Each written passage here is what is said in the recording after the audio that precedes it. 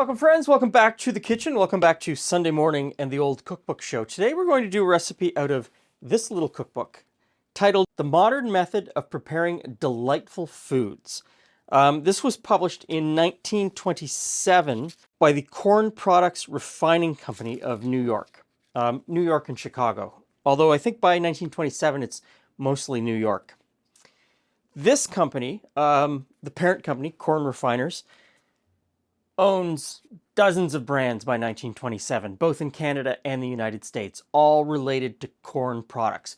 Corn starch, corn oil, corn syrup, all of those types of products under dozens and dozens of brand names. What they had done over time was they are the inventor of Karo corn syrup.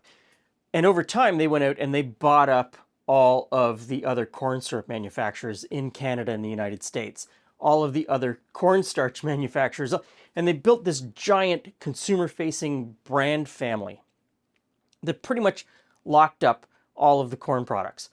Big corn for sure.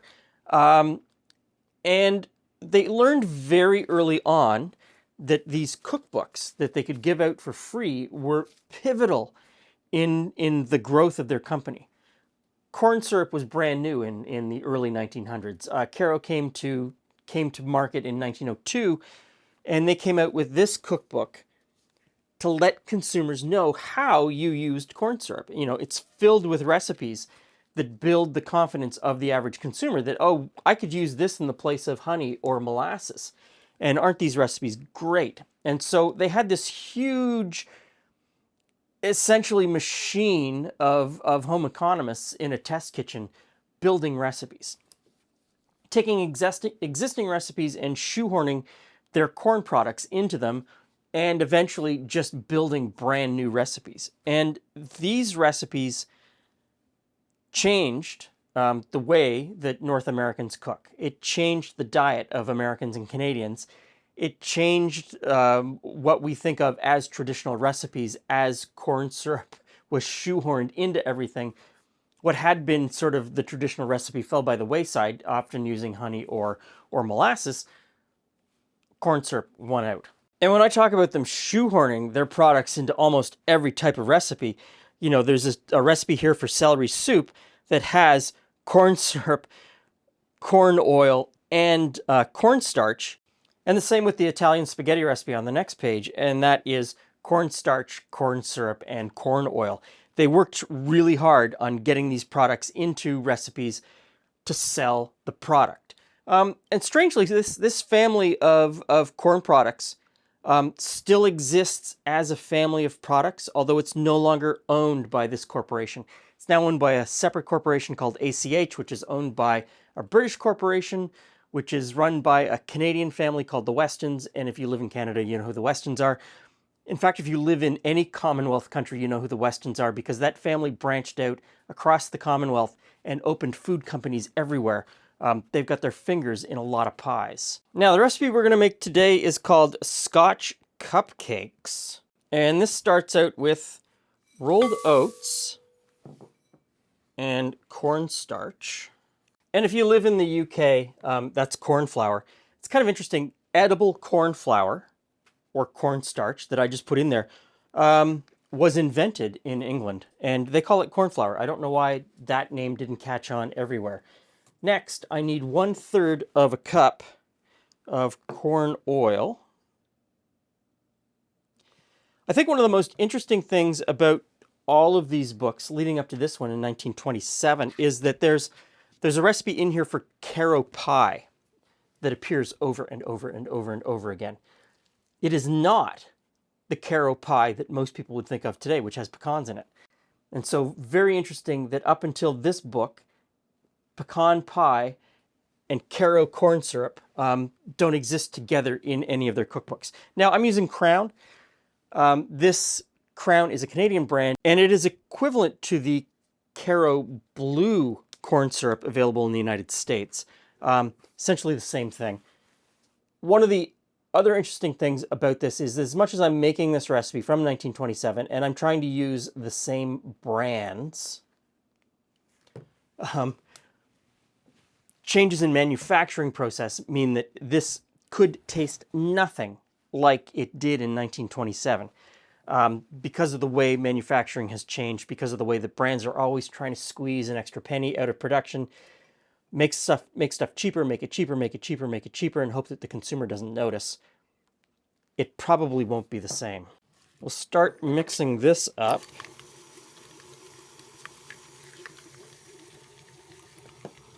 Get an egg in there.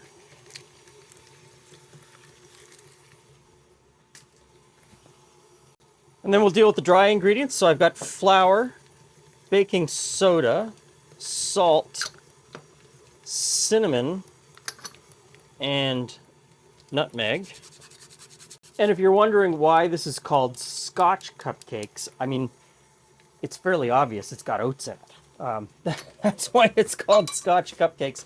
If you're unaware of how recipes are named in North America, some of the naming conventions are fairly arbitrary. Scottish people eat oats. There's oats in the recipe. Obviously, it's Scotch cupcakes. So, got that mixed together. Next in is a 1/4 cup of milk.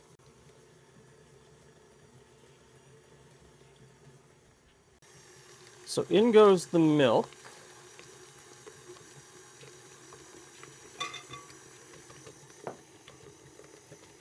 And then start spooning in the flour mixture. Last 2 ingredients are chopped nuts. Doesn't say what kind, just chopped nuts and some raisins. In they go. And I'm going to say that's mixed together. Now, I'm supposed to put this into a muffin pan. So we'll get these in here. It doesn't say how many muffins it will make. Now it tells me to bake these in a moderate oven between 350 and 375. So I've got the oven set to 350.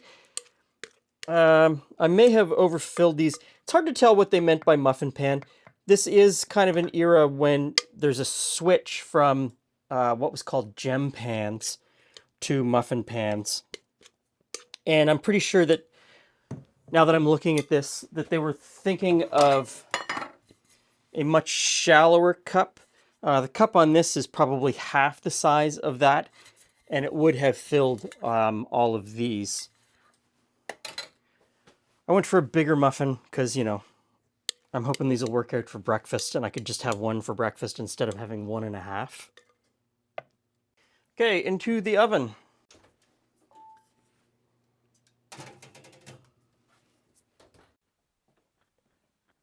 Hey, Jules. Hey, Glenn. Hey, friends. Muffins. Scotch cupcakes. Oh, my mistake. Sorry. Yes.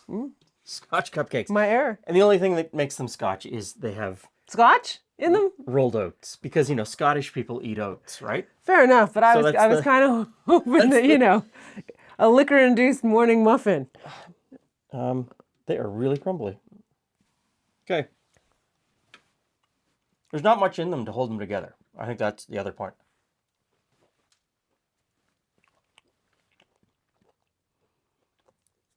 Okay. Yes. As I read the recipe, they pretty much taste like I thought they would. They're a somewhat dry base. Mm-hmm. A little more butter, maybe? Dry. Not sweet Not at all. super flavor, no. A little bit of cinnamon. A little bit of joy when you get a raisin and a pecan. But otherwise, not great at all. So this is... I feel like we've had this discussion, though, about the idea that maybe they were designed to always have something on them. Butter, jam. That's from a couple of weeks ago when we did something out of the story of Crisco. Mm-hmm. In this case, I don't think so. I think they were going for flavor because there's cinnamon and nutmeg in it.